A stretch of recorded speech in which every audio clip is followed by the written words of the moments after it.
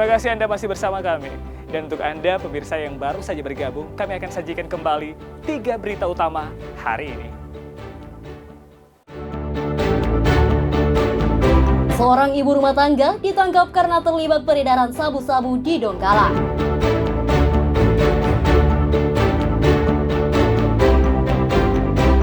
Ratusan warga menyerbu operasi pasar murah yang digelar Bulog bersama Polda Sulawesi Tengah.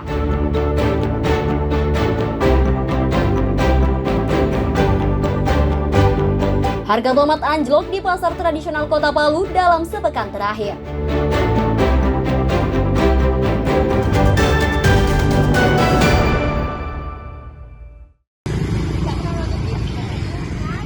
Harga tomat kini anjlok di pasar tradisional Kota Palu dalam sepekan terakhir. Jika sebelumnya harga tomat melambung hingga Rp35.000 per kilogram, kini anjlok hingga Rp8.000 per kilogram. Turunnya harga komoditi rumah tangga ini diakui para pedagang di pasar tradisional Impres Manonda Rabu pagi. Harga tomat yang kini berkisar Rp7.000 hingga Rp8.000 ini sudah dirasakan pedagang sekira 1 minggu belakangan ini. Anjloknya harga tomat karena pasokan yang melimpah akibat panen raya. Sementara permintaan dari konsumen cenderung stabil bahkan menurun. Kondisi pasar yang sepi dan menurunnya daya beli masyarakat juga mempengaruhi harga tomat. Alhamdulillah sudah turun. Oh turun. Ya, jadi berapa sekarang? 7.000, 8.000, ada yang untuk kelereng, ada yang namanya tomat kelereng kecil, terus dari 5.000. Dulu kemarin sampai berapa? Sampai 30 sama 25 yang kelereng. Berarti turunnya sejak kapan ini? Sudah seminggu yang lalu insya Allah. Seminggu yang lalu ya? Ya. Kenapa sudah turun ini? Mungkin stoknya banyak kali ya. Stoknya banyak ya? Tidak ada pengiriman, biasa itu hari kalau kurang biasa banyak pengiriman ke Kalimantan. Pengakuan para pedagang, pasokan tomat dari petani hingga kini terus bertambah. Tidak semua tomat tersebut bisa terjual sehingga stok melimpah. Karena sudah panen raya lah. Stoknya dari mana saja kayak ini? Kalau bagian Sulawesi Tengah dia mas, Solo, Biromaru, nah itu. Tapi kita ambilnya di Sulteng atau di luar? Nah, di Sulteng. Di Sulteng juga ya? Sama tergantung musim juga mas kalau tomat ya. Tergantung musim kalau hujan kan ya, dia bisa naik lagi harga kalau musim hujan ya. Fenomena naik turunnya harga komoditas kerap dialami para pedagang. Sementara itu, suplai tomat sendiri rata-rata berasal dari Kabupaten Sigi dan Kota Palu. Syahrul Cahya melaporkan dari Palu.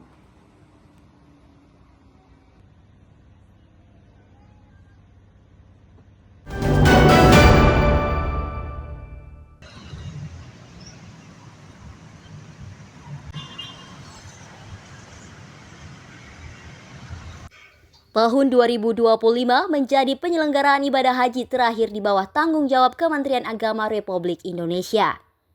Kedepannya, penyelenggaraan haji akan ditangani oleh badan khusus yang dibentuk melalui keputusan Presiden.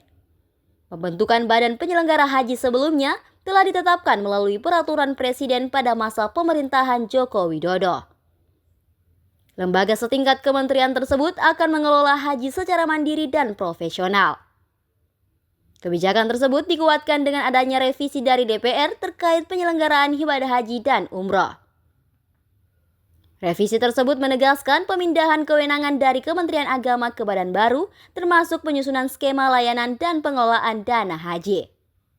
Pelaksana tugas Kepala Kantor Wilayah Kementerian Agama Sulteng, Mukhlis Aseng membenarkan jika tahun ini menjadi penyelenggaraan haji terakhir oleh Kementerian Agama. Selama 75 tahun dengan segala dinamikanya, alhamdulillah Kementerian Agama sukses melaksanakan penyelenggaraan ibadah haji sampai dengan tahun ini, tahun 2025. Walaupun ada dinamika terjadi di Armusna misalnya, tetapi secara keseluruhan alhamdulillah Kementerian Agama husnul khatimah menyelenggarakan ibadah haji selama 75 tahun. Sejak tahun 1950, Kementerian Agama telah menjadi lembaga tunggal penyelenggara haji Indonesia. Dengan segala dinamikanya, Kemenak menyatakan siap menyerahkan tugas ini demi peningkatan pelayanan jemaah. Badan penyelenggara haji yang baru akan mulai bekerja penuh pada penyelenggaraan haji tahun 2026. Selain layanan haji reguler, lembaga ini juga akan mengelola kuota tambahan dan dana efektivitas. Syahrul Cahya melaporkan dari Palu.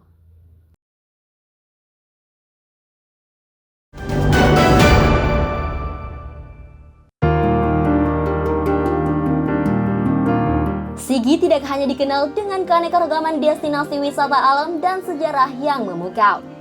Daerah yang berbatasan dengan kota Palu ini juga memiliki agrowisata yang terkenal, salah satunya wisata petik buah yang terletak di Desa Sidondo 4, Kecamatan Sigi Biromaru.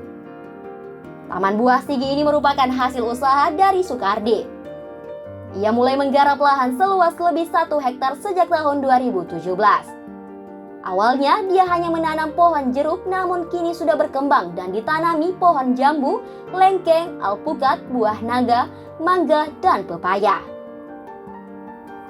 Bersama istrinya, Sukardi kini berhasil menjadikan kebun buahnya menjadi lokasi wisata yang favorit. Pengunjungnya tidak hanya dari Kabupaten Sigi tapi juga dari Kota Palu. Taman buah ini dibuka setiap hari, mulai pagi hingga sore hari. Pengunjung selalu ramai, apalagi tidak perlu membayar tiket masuk alias gratis ke dalam kebun.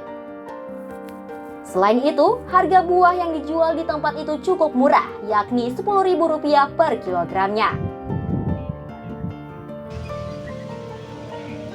2019 dan bibitnya dibeli sendiri di Palu. Itu pun saya beli pertama 30 pohon. Kemampuan saja itu. Alhamdulillah kalau besar konsumen sudah agak lumayan lah.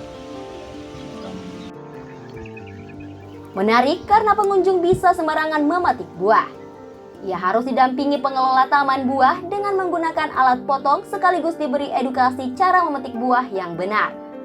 Buah dari kebun Sukardi tidak hanya dipasarkan di Kota Palu, tapi juga keluar Sulawesi Tengah. Regina Nadira Putri melaporkan dari Sigi.